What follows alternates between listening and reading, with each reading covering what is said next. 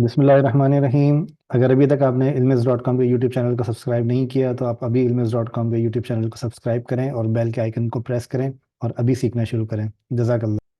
अस्सलाम वालेकुम sir. Sir वालेकुम मेरा सवाल यह है कि कल मैंने क्लास शुरू में कुछ मिनट्स अटेंड नहीं की, मुझे रिकॉर्डिंग तो मिल गई थी, मैंने आपको मैसेज भी किया था, शायद आपको याद हो। जी। तो फिर आपने कहा था कि वो आप उस पर जाके रजिस्टर करेंगे तो वो आपको अलाउ कर देगा। मैंने रजिस्टर तो कर दिया, लेकिन वो दोबारा से कह रहा है कि इसमें आपको पेमेंट वो करनी पड़ेगी। आई डोंट नो वो किस तरह मैं उसको ऑप्शन से आगे जा सकता हूँ आप मुझे व्हाट्सएप रिकॉर्डिंग पर देख के। मैसेज करें, मैं वो प्रॉब्लम आपकी रिजॉल्व कर देता हूँ। ठीक है।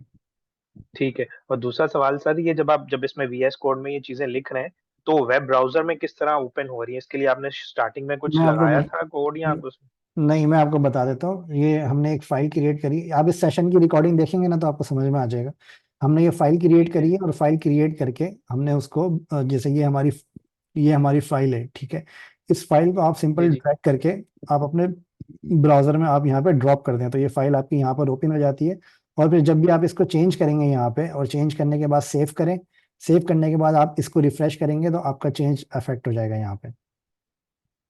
ठीक है। तो और ध्यान जिस में तरह रखिएगा सर कि आपने चेंज ड्रैग करने किया के तो बाद। इसका, सॉरी सॉरी मैं आपको इंटरप्ट कर रहा हूँ सर। तो जी जब आपने ये फाइल ड्रैग किया तो इन केस अगर हम सिर्फ फाइल को वहां से उसका लिंक कॉपी पेस्ट कर दें तो भी चल जाएगा, या पूरी जी हाँ, फाइल यहाँ बिल्कुल। ड्रैग यहाँ करनी पे ये पड़ेगी? आपको पाथ चाहिए होता है इसका, अगर आप पाथ इसका प्रॉपरली दे जी देते जी, हैं पाथ तो पाथ फाइल कॉपी खुल जाएगी। करना समझ आ गया।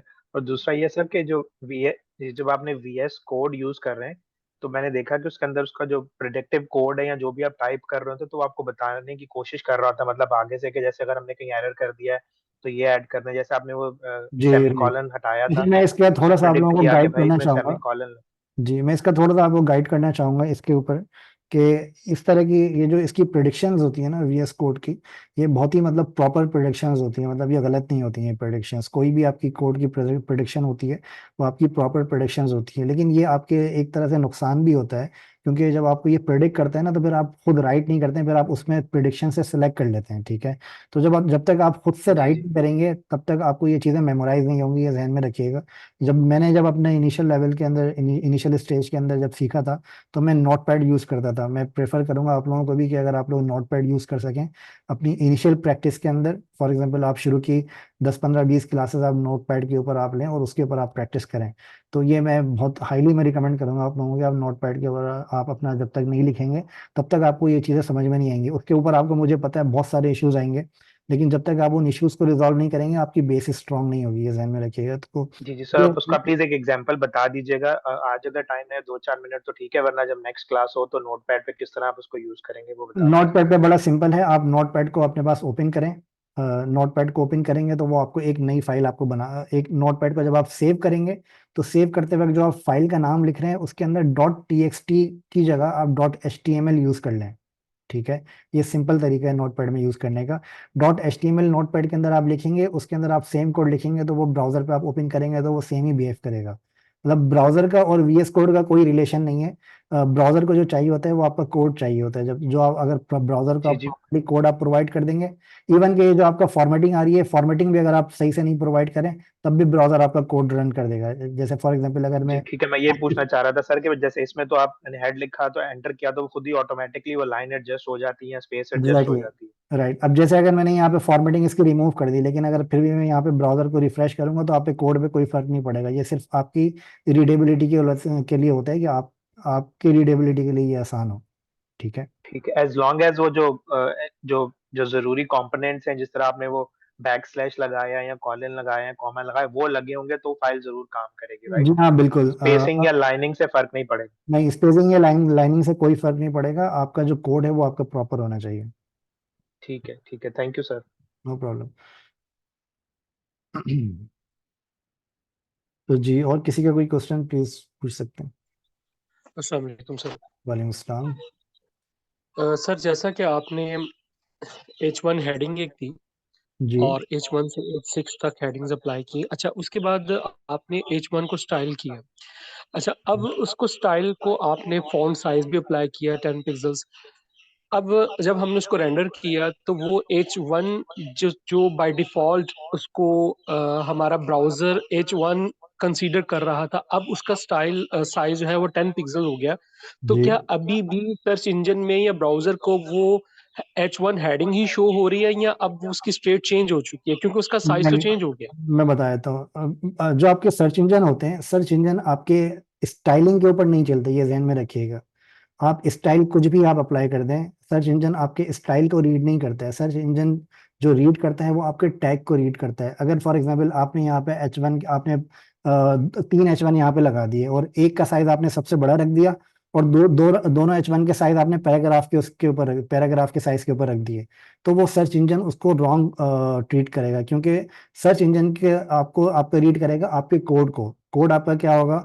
कोड आपका ये होगा कि आपका एक मेन पेज के अंदर आप 3 हेडिंग्स, डिफरेंट हेडिंग्स आपके पास आ रही हैं, 3 मेन डिफरेंट हेडिंग्स आपके पास आ रही हैं, और आपका कंटेंट उससे मैच नहीं करता, तो वो सर्च इंजन उसको प्रायोरिटाइज नहीं करेगा, ठीक है। फॉर एग्जांपल मैं एक एग्जांपल देता हूँ कि आपके पास फॉर एग्जांपल 3 तरह के प्रोडक्ट्स हैं। एक प्रोडक्ट है आपके पास शर्ट, एक प्रोडक्ट है आपके पास पैंट, एक प्रोडक्ट है आपके पास शूज। अब एक ही पेज के ऊपर आप तीनों हेडिंग लगा दें, लेकिन लेकिन जो कंटेंट है आपके पेज के ऊपर वो आपके पास शर्ट का कंटेंट है, तो दैट मीन्स कि वो 2 हेडिंग्स आपके पास गलत हैं उस पेज के अंदर, ठीक है। तो जो आपका एक मेन पेज है उसके अंदर आपकी एक ही हेडिंग होनी चाहिए, मेन हेडिंग। बाकी सब हेडिंग्स आप जितनी चाहें आप अप्लाई कर दें, लेकिन मेन हेडिंग आपकी एक ही होनी चाहिए।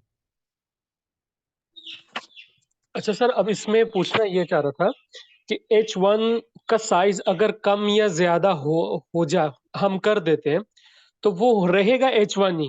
रहेगा वो H1 ही। जी हाँ, उसके उससे ब्राउजर पे उससे सर्च इंजन में कोई फर्क नहीं पड़ेगा। सर्च इंजन की स्टाइल रीड नहीं करता, जैसे मैंने आपसे कहा कि सर्च इंजन आपके जो टैग होता है, टैग के नाम को वो रीड करता है, स्टाइल को रीड नहीं करता।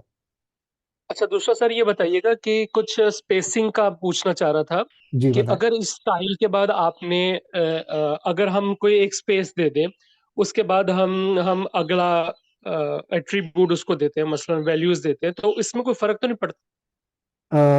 नहीं, इससे कोई फर्क नहीं पड़ता। आप यहाँ पे एक टैग के अंदर मल्टीपल एट्रीब्यूट्स भी आप अप्लाई कर सकते हैं। जैसे फॉर एग्जांपल मैंने यहाँ पे एक स्टाइल लिखा है, इसी तरह से मैं यहाँ पे इसका एक एट्रीब्यूट होता है क्लास के नाम से, ये भी मैं यहाँ पे अप्लाई कर सकता हूँ। इसी तरह से और आपके डेटा एट्रीब्यूट्स होते हैं, वो भी आप यहाँ पे अप्लाई कर सकते हैं, ठीक है। तो इस तरह से आप स्पेस के सेपरेटर के साथ आप यहाँ पे मल्टीपल एट्रीब्यूट्स भी आप अप्लाई कर सकते हैं।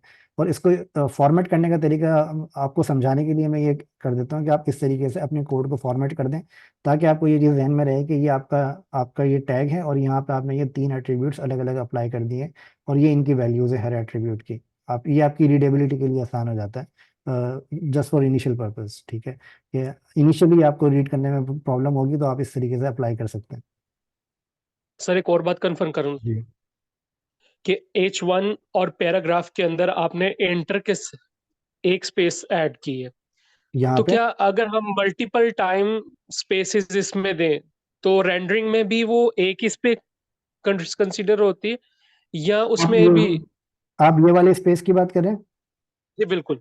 जी, ये वाला स्पेस आपका जो होता है, ये आपका देखें, जो आपका HTML होती है ना, वो आपकी लाइन बाय लाइन रीड होती है। तो आपकी HTML फाइल जितनी ज़्यादा जस्टिफाइड होगी, जितनी ज़्यादा मिनिफाइड होगी, उतना उतना जल्दी वो रेंडर होगा, ठीक है। क्योंकि जो आपका ब्राउज़र होता है वो आपकी फाइल को लाइन बाय लाइन रीड करता है। मतलब फ्रॉम HTML का जो रीडिंग स्ट्रक्चर है, वो ये होता है कि फ्रॉम टॉप टू बॉटम वो लाइन बाय लाइन रीड करता है आपकी फाइल को। तो जितनी कम लाइंस आपकी HTML के अंदर होगी, उतनी जल्दी आपका पेज जल्दी रेंडर होगा। तो इसी वजह से अगर आप यहाँ पर नोटिस करें कि आप यहाँ पर फॉर एग्जांपल मैं इल्मेस के ऊपर जाता हूँ, और आप यहाँ पे पेज सोर्स के ऊपर आप जाते हैं, तो आपको यहाँ पर जो HTML नजर आ रही है वो आपको एक ही लाइन के अंदर पूरी HTML आपको यहाँ पे नजर आ रही है। देख रहे हैं? ये एक ही लाइन के अंदर आपको पूरी HTML यहाँ पे नजर आ रही है, लेकिन मेरे पास कोड के अंदर ऐसा नहीं है। कोड ये आपका प्री कंपाइलेशन इसकी होती है, जो कि आपको इसको पूरा मिनिफाइड कर देता है आपकी पेज की लोडिंग स्पीड बढ़ाने के लिए। सर ये भी कंफर्म कर दीजिए कि मैंने जैसा कि अर्ज किया कि H1 और पैराग्राफ के दरमियान में सिर्फ एक स्पेस एंटर के साथ ऐड की गई है, तो क्या वो जब हमारा प्रीव्यू होगा उसमें एक स्पेस होगी? अगर हम 3-4 स्पेसेस दे देंगे तो वो एक ही होगी या मल्टीपल लाइंस में उसको ले जाएगा? नहीं, उससे उससे कोई फर्क नहीं पड़ेगा। इसके अंदर लाइन ब्रेक करने का अलग टैग होता है। अगर आप मैं यहाँ पे फॉर एग्जांपल ज़्यादा स्पेस दे देता हूँ, तो इससे कोई फर्क नहीं पड़ेगा। मतलब ये आपके लाइन ब्रेक्स नहीं होते हैं एक्चुअली। अगर आप यहाँ पर देखें, तो यहाँ पे लाइन ब्रेक्स उसने ऐड नहीं किए। लाइन ब्रेक्स आपके पास उतने ही आ रहे हैं जितने आपने वहाँ पे लगाए थे। Thank you sir. No problem. जी, और किसी का कोई क्वेश्चन?